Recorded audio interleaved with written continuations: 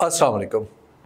पाकिस्तान के सदर सिकंदर मिर्ज़ा के दामन से ये दाग कभी नहीं धुलेगा कि उन्होंने मुल्क को मार्शल लॉ के एक ऐसे भंवर में धकेल दिया जिसके खौफ में हम बहसीयत कौम मुसलसल डूबते उभरते रहते हैं। जब उन्हें जनरल अयूब खान ने ज़बरदस्ती माजूल करके जलावतन कर दिया तो वो लंदन में गुमनामी की ज़िंदगी गुजारने लगे।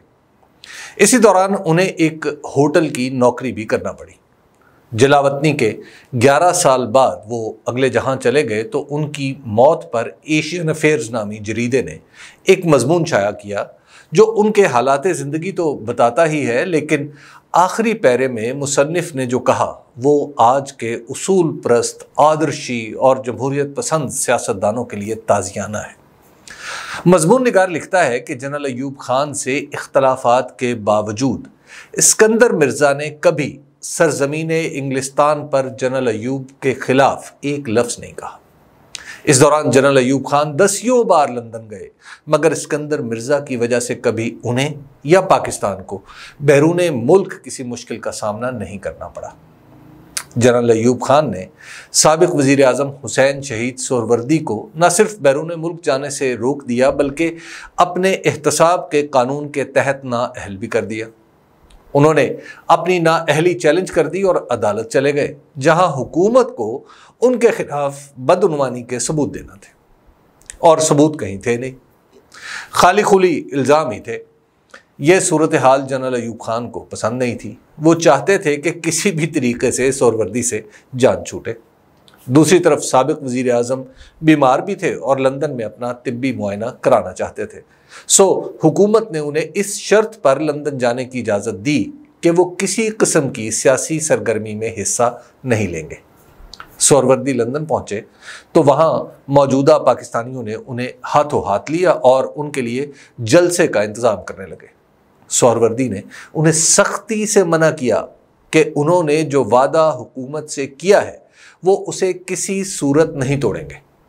उनके चाहने वालों ने इसरार जारी रखा तो सोहरवर्दी लंदन से अमेरिका चले गए और वहीं से सीधा पाकिस्तान वापस आ गए। 1963 में वो दोबारा लंदन गए, मगर कभी उन्होंने पाकिस्तानी सियासत पर खुलेआम कोई बात नहीं की। वहाँ फिल्में और ड्रामे देखते रहे, मगर सियासी मजालिस से हमेशा एहतराज़ किया। 1970 की दिहाई में मौलाना मौदूदी रहमतुल्लाह अलैह इलाज के लिए अमेरिका गए तो किसी ने पाकिस्तानी सियासत पर सवाल कर लिया। उन्होंने कहा, मैं पाकिस्तान की सियासत कराची के साहिल पर छोड़ आया हूँ। बैरून मुल्क जाकर मुल्क की सियासत से गुरेज दुनिया के हर खुद मुख्तार मुल्क के सियासतदानों का मामूल होता है। पाकिस्तानी सियासतदानों की पहली और दूसरी नस्ल ने बैरून मुल्क कभी इस उसूल को नहीं तोड़ा।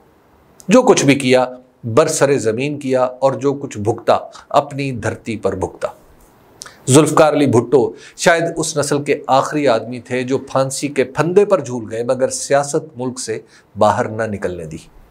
उनके बाद मोहतरमा बेनज़ीर भुट्टो उनकी जानशीन बनी तो उन्होंने पहली बार पाकिस्तानी सियासत लंदन और अमेरिका में यूं की कि 1983 से 1986 तक जनरल ज़ियाउल हक को एक खौफ उनका भी लाहक रहता था।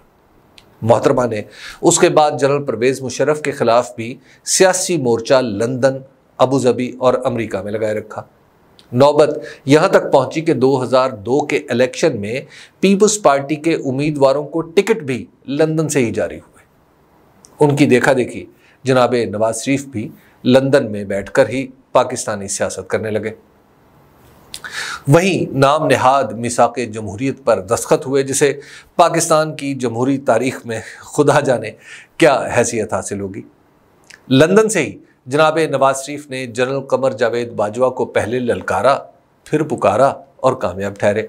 बहरहाल पाकिस्तानी सियासत के अहम फैसलों के दूसरे मुल्कों में मुंतकिल हो जाने की इंतहा ये थी कि गुज़श्ता साल अप्रैल में हुकूमत संभालने के बाद वज़ीर आज़म शहबाज शरीफ समेत मुस्लिम लीग नून के सभी वज़ीर अपने कायद की खिदमत में हाज़िरी देने के लिए लंदन गए। अब भी ईद उल अज़हा से पहले मुत्तहिदा अरब अमारात में जो मुस्लिम लीग नून और पीपल्स पार्टी का इकट्ठ, फिर ये खबरें कि ओन चौधरी लंदन से जहांगीर तरीन का पैगाम लेकर दुबई पहुंचेंगे। मरियम नवाज ने पीपल्स पार्टी की क़यादत से मुलाकात की। नवाज शरीफ साहब ने जनाब आसिफ अली जरदारी के एजाज़ में दुबई में इशाया दिया वगैरह वगैरह। ये साबित करने के लिए काफ़ी हैं कि इन असहाब के लिए पाकिस्तान सिवाय एक पसमानदा बस्ती के कुछ नहीं रहा जहां हुकूमत तो की जा सकती है मगर सियासत नहीं। हैरत अंगेज बात है कि इन लोगों के पास दुनिया के हर दारुल हुकूमत में ऐसी रिहाइश गाहें और वसाइल भी मौजूद हैं जो बड़े बड़े इशाइये देने के लिए काफ़ी हैं। हर मुल्क में इतनी गाड़ियां मुयस्सर हैं जो उनकी ज़रूरियात से कहीं ज़्यादा हैं।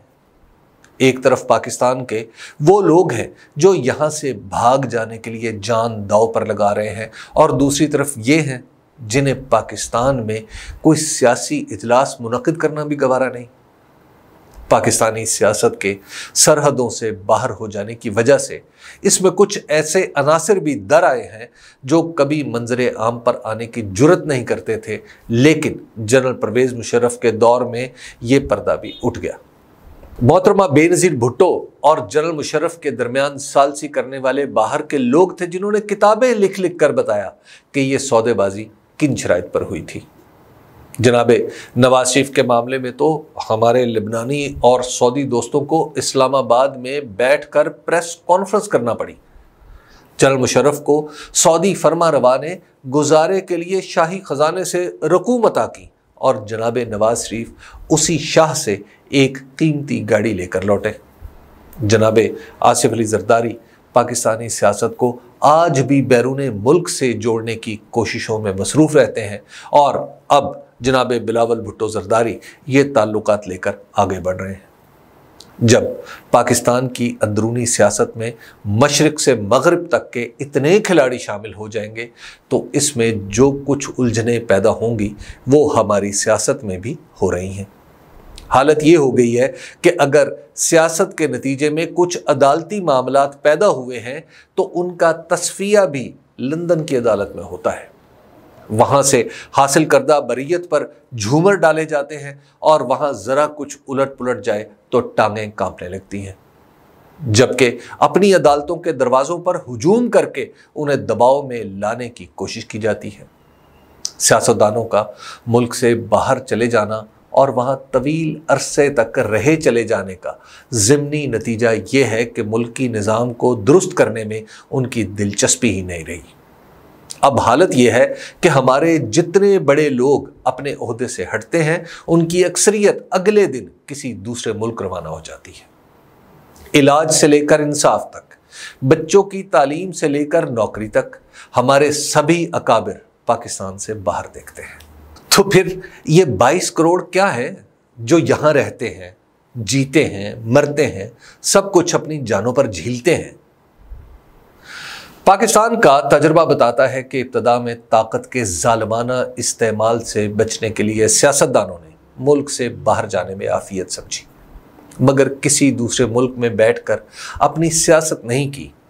दूसरे मरहले में सियासतदान बाहर भी गए और वहीं बैठकर सियासत भी शुरू कर दी।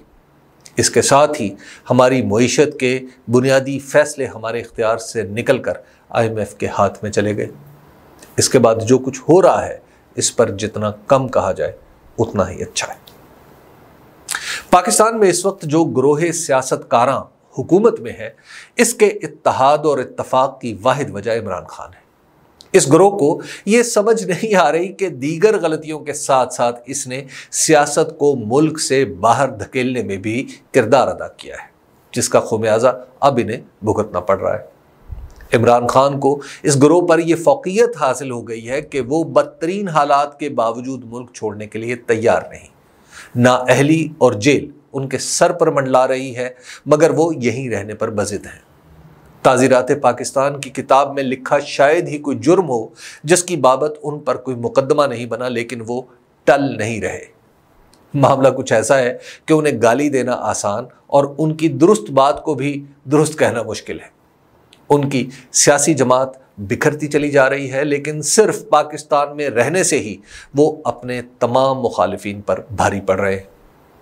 उन्होंने वो वक्त भी देखा है जब उनके घर के बाहर कितार अंदर कितार कारकुन खैमे लगाए बैठे थे, और वो इस सूरत हाल से भी गुजर रहे हैं कि सिवाय चंद एक के कोई कारकुन भी उनके करीब नहीं, क्योंकि जो करीब आएगा पकड़ा जाएगा। ये सब कुछ हो जाने के बाद भी वो पाकिस्तान में रहकर ही अपनी लड़ाई लड़ रहे हैं। उनके इस फैसले से पाकिस्तान की सियासत वापस हमारी सरहदों के अंदर आ रही है, जिसका फ़ायदा आखिरकार मुल्क को होगा। इमरान खान पाकिस्तान में रहने को अपनी ताकत समझते हैं और उनके मुखालिफिन पाकिस्तान से निकल जाने में अपनी आफियत देखते हैं। ये फ़र्क कोई मामूली फ़र्क नहीं है। वस्सलाम।